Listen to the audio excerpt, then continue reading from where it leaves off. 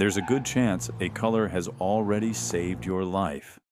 Not a doctor, not a machine, a color.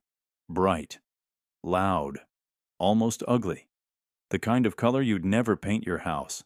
The kind your eyes simply can't ignore. Safety orange didn't come from good taste. It came from accidents and from a very uncomfortable question. Why were so many people dying, even when the warnings were technically there? Most people think safety colors were designed by committees, carefully tested, perfectly planned. That's not what happened. Safety orange was an accident, and it worked better than anyone expected. Every day, you pass it without thinking. On construction vests, road cones, life jackets, rescue helicopters, prison jumpsuits, hunting gear. It's everywhere danger exists. And that's the point. Because before safety orange, danger was often invisible. People were warned, signs existed, rules were followed, and people still died. Early warnings were polite, black text, white signs, sometimes red. They made sense on paper. They failed in real life. Workers walked into machines they knew were there. Hunters shot other hunters by mistake. Drivers missed hazards in plain sight, not because they were careless, but because the human eye is lazy. It filters. It ignores. It decides what matters in milliseconds, and danger rarely made it past that filter. Here's the thing nobody wanted to admit. Humans don't respond to danger rationally. We respond visually. If something doesn't demand attention, the brain treats it as background. That's not stupidity. That's survival wiring. And for a long time, safety systems fought that wiring instead of using it. In the early 1900s, hunters had a problem. They weren't missing animals. They were hitting each other. Dark coats, forest colors, poor visibility.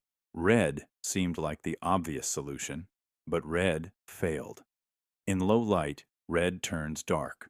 In fog, it disappears. Against trees, it blends in. So someone tried something strange, a color that didn't exist in nature, a color the eye wasn't used to, a color that felt wrong. Orange sits in a strange place in human vision. It's bright like yellow, but heavier, more solid. It doesn't vanish in shadows. It doesn't sink into backgrounds.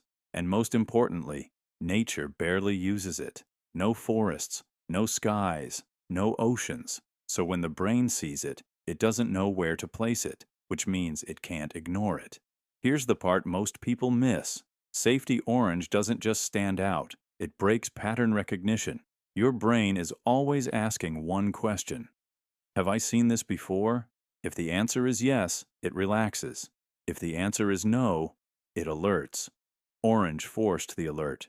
Every time.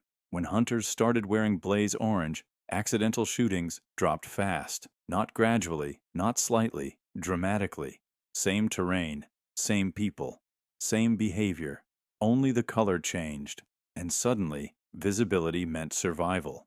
Industries noticed. Construction sites adopted it. Emergency crews adopted it. Road safety adopted it. Not because it looked good, but because it worked. Orange wasn't asking for attention. It was taking it. We like to believe safety is about rules. Wear this. Stand here. Follow that procedure.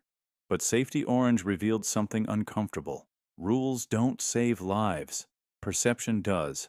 If a warning can be missed, it will be. If danger blends in, it becomes invisible. Orange didn't make people smarter. It made danger impossible to ignore. This changed more than clothing. It changed how safety was designed. Instead of asking what's correct, designers started asking what actually gets noticed.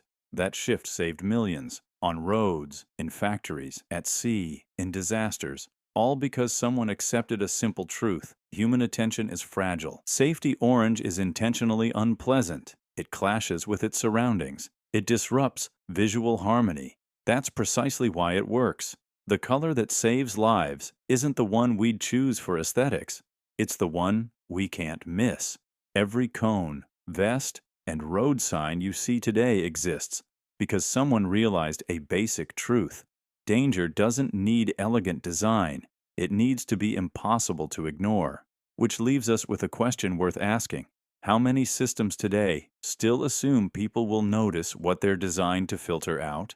And what problems are still waiting for solutions as simple and as uncomfortable as the right color?